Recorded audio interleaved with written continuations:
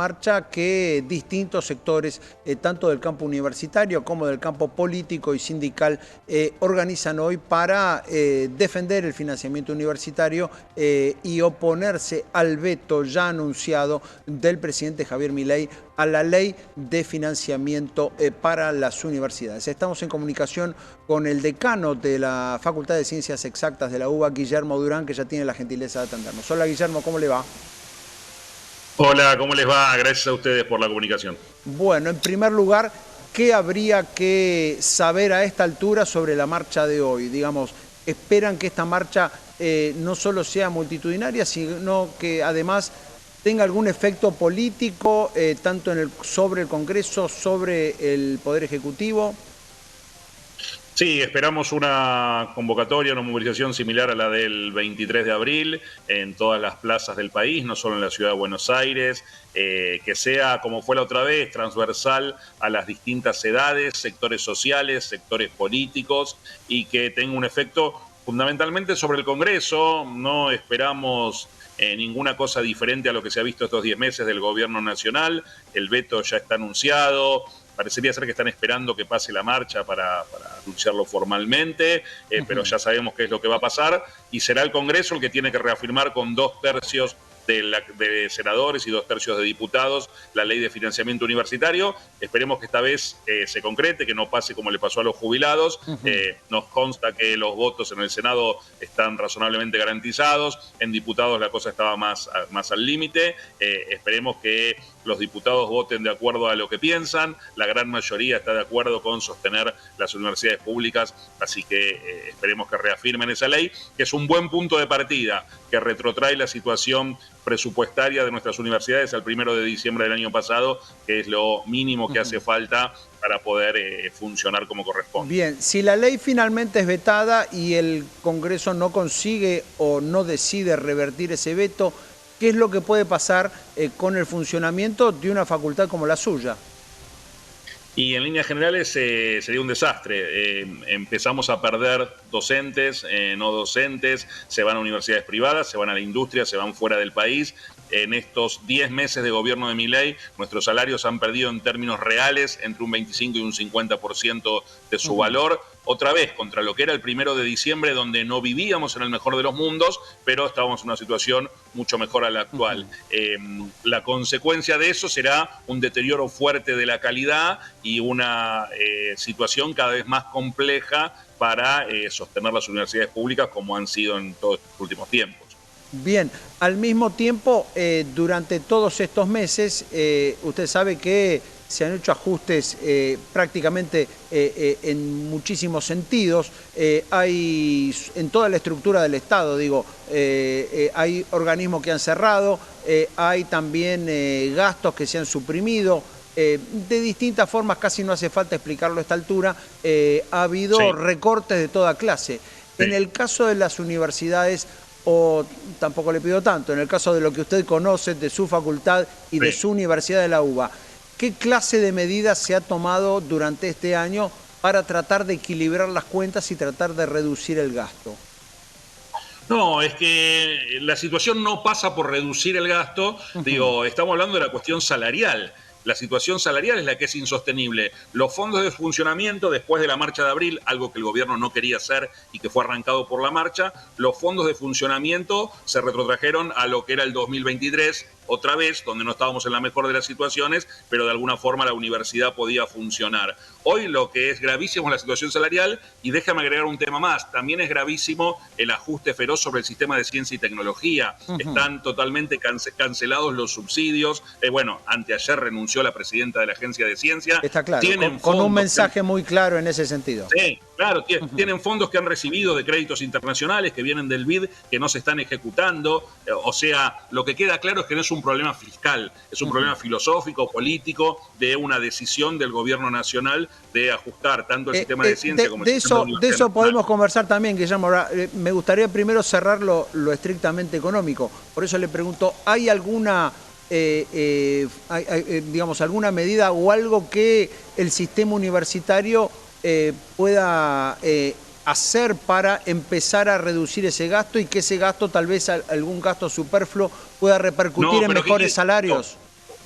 Justamente lo que estoy diciendo es que están los fondos de salarios por un lado y los fondos de funcionamiento por el otro. No se pueden pasar fondos de un lado para el otro. Lo que estamos discutiendo es el 90% del presupuesto universitario, que es la masa salarial.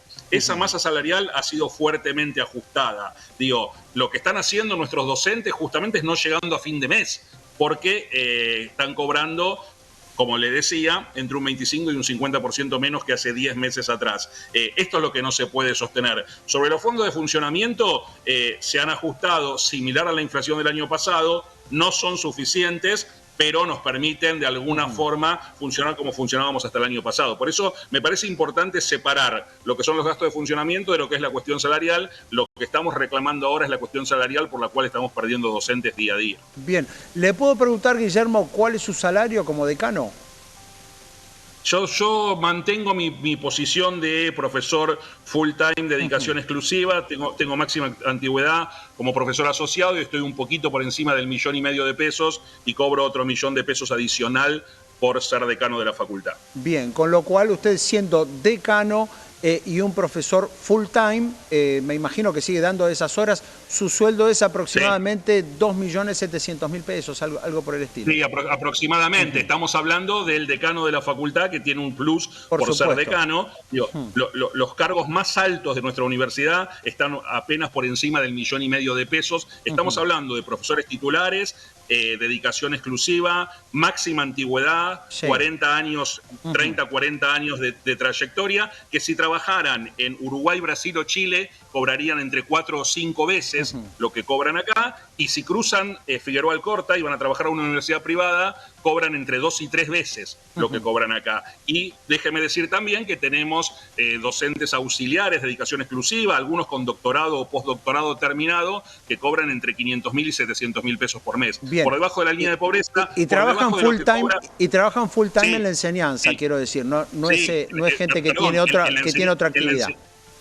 En la enseñanza y en la investigación no pueden hacer otra cosa y están cobrando similar a lo que cobra sin menospreciar por supuesto, a lo que cobra un repositor de Fredo o un empleado de McDonald's. Bien, está más que claro. Ahora sí me gustaría meterme en lo que usted decía recién, que es una cuestión filosófica. Mientras alguien puede decir, bueno, el gobierno tiene que elegir entre el superávit fiscal y los jubilados y elige el superávit fiscal, o tiene que elegir entre el superávit fiscal y la universidad y elige el superávit fiscal, digamos, al mismo tiempo hay algo detrás, ustedes dicen, es algo filosófico, hay algo que ven en el gobierno de Javier Milei. Sí. Por supuesto que no es un tema fiscal. El aumento en el presupuesto universitario impacta 0,14 del Producto Bruto Interno. La reforma que acaban de hacer en bienes personales anda entre el 0,2 y el 0,3 del Producto Bruto Interno. O sea, han decidido sacarle impuestos a los que más tienen en nuestra sociedad y no dárselos a las universidades públicas. Es una decisión política, filosófica, no es un tema de déficit fiscal. Y lo que yo le decía recién, los créditos internacionales de la Agencia de Ciencia ya están recibidos y el gobierno no los entrega. Está clarísimo que no es un tema de fiscal, sino es un tema de decisión política de desfinanciar el sistema de universidades nacionales y el de ciencia y tecnología. Bien, ahora Guillermo, primero quiero contarle, está hablando con un egresado de la UBA, en lo personal tengo una posición... Me imagino que nos va a acompañar esta tarde entonces en la defensa de las universidades. Pero quiero decir, tengo una posición claramente favorable a la universidad pública. Ahora, al mismo tiempo, vuelvo a preguntarle y a preguntarme si también algo no requerirá cambios en la estructura económica del funcionamiento de las universidades, dado la crisis que atraviesa el país, dado el 53% de pobreza. Digo, allí no amerita cambios. Sí. ¿No le parece que los países que han salido justamente de pobrezas extremas y que han sido desarrollados lo han hecho invirtiendo en universidades y ciencia? Digo, Israel, uno de los modelos del presidente de la nación, invierte 4 puntos de su PBI en ciencia y tecnología. Pero está muy claro, no estoy poniendo en duda eso. Lo que digo es el funcionamiento, porque no alcanza solo con el qué ni con el cuánto, sino con el cómo. Digo, no hay una parte de la universidad que debe transformar, modernizar, allanar su funcionamiento y sobre todo adaptarlo a la situación crítica que vive el país, en el cual 1 de cada 2 personas es pobre. ¿En qué sentido? ¿Qué es lo que usted cree que debería cambiar las universidades públicas? Le pregunto en el sentido del funcionamiento, en el sentido de su administración, digamos, sin resignar su autonomía. ¿Qué podría aportar la universidad en ese sentido? Esa sería la pregunta. Si quiere le cuento algunos ejemplos. Hace 10 días se hizo el Mundial de Programación en Kazajistán. El equipo de nuestra facultad de la Universidad de Buenos Aires salió campeón latinoamericano, número 17 en el mundo, por encima de universidades prestigiosas como Cambridge, Oxford, San Petersburgo, que tienen entre 20 y 50 veces más presupuesto que nosotros. Ese es el recurso humano de calidad que se forma en nuestra universidad pública, formado por docentes de calidad que son también parte de la universidad pública. La Argentina es el primer país en Sudamérica que tiene una vacuna contra COVID. Fue desarrollada en la universidad pública. El segundo en Latinoamérica, el primero era Cuba.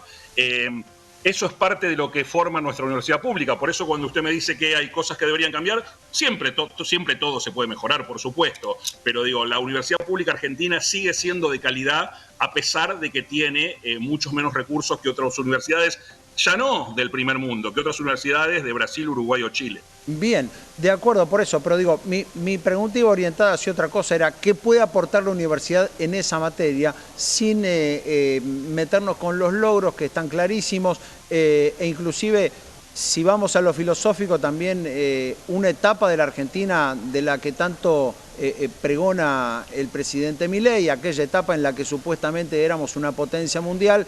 Es difícil volver a ese lugar sin una universidad pública que funcione bien y sin un sistema educativo acorde. Sí, Ahora, lo que éramos potencia mundial está bastante es más que discutible, por los académicos, más que discutible. Pero a lo que voy es... Los académicos que han estudiado el tema, él suele hablar de 1900, estábamos 20 o 30 años atrasados con respecto a los Estados Unidos ya en ese momento, o contra algunos de los principales países de Europa. Ahora, pero es otra así como hay modificaciones actualmente y se revisa distinta legislación, hay cambios en marcha en materia de legislación laboral, en materia impositiva.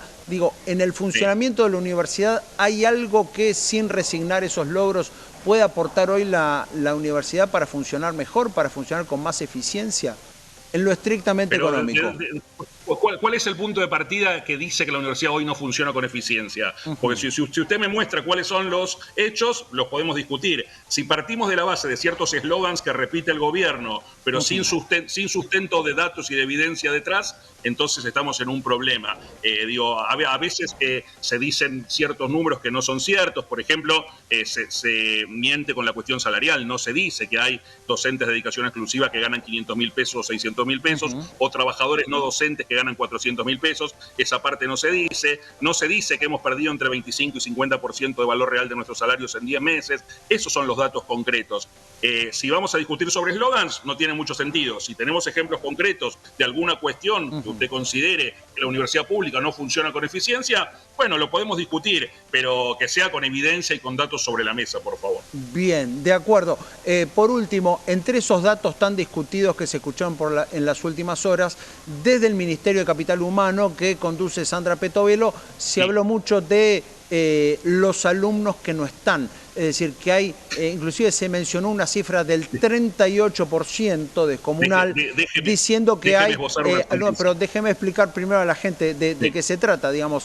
Como parte del presupuesto se diseña en base a la cantidad de alumnos, lo que dice el gobierno... A ver, lo que dice el gobierno es que hay un 38% de alumnos declarados por las universidades que, según estimaciones del gobierno, no estarían estudiando. ¿Qué es lo que ocurre? Sí, déjeme aclarar primero. El gobierno, cuando habla de estimaciones, se equivoca, tiene todos los datos. La Subsecretaría de Políticas Universitarias tiene absolutamente todos los datos de nuestras universidades. La Universidad Pública Argentina tiene ingreso irrestricto. Por supuesto, siempre hay gente que se anota y después no termina cursando. Es muy poca, mucho menos que lo que dicen esos números. El presupuesto no se reparte por número de alumnos, está fijo hace mucho tiempo y se ha actualizado por inflación. El SIN, que es quien hace la propuesta de reparto del presupuesto entre universidades nacionales, tiene un algoritmo que sí considera el número de alumnos, pero considera el número de alumnos que han aprobado una materia el último año. Por lo tanto, de vuelta queda de lado ese falso argumento que el Ministerio de Capital Humano está dando. los objetivos de estos mensajes, flyers que hemos tenido los últimos 2 o 3 días es intentar que la marcha de esta tarde no sea masiva. No lo van a lograr con este tipo de provocaciones, lo que van a conseguir es que sea muy masiva. Si usted se ha formado en la universidad pública, lo esperamos hoy a la tarde en el Congreso para poder defender con toda nuestra fuerza las universidades públicas argentinas, que son de extrema calidad y que si siguen recibiendo este maltrato del gobierno, pierden la posibilidad de mantener ese nivel de calidad. Muy bien, Guillermo, de acuerdo. Muchísimas gracias por estos minutos y por el diálogo. A ustedes y a disposición para seguir conversando, y espero haber logrado convencerlo un poco de la importancia de sostener las universidades públicas. Seguro que sí. En el caso personal no precisaba que me convenza, pero es muy interesante, muy interesante conocer la posición. Como vi que se sumaba algunos de los argumentos falaces del gobierno, pensé que por ahí no estaba convencido. Pero no, los periodistas preguntamos y por supuesto, con respeto lo escuchamos. Y nosotros respondemos, sobre todo cuando tenemos los argumentos a favor, respondemos sin ningún problema. Muy bien, muchísimas gracias, Guillermo.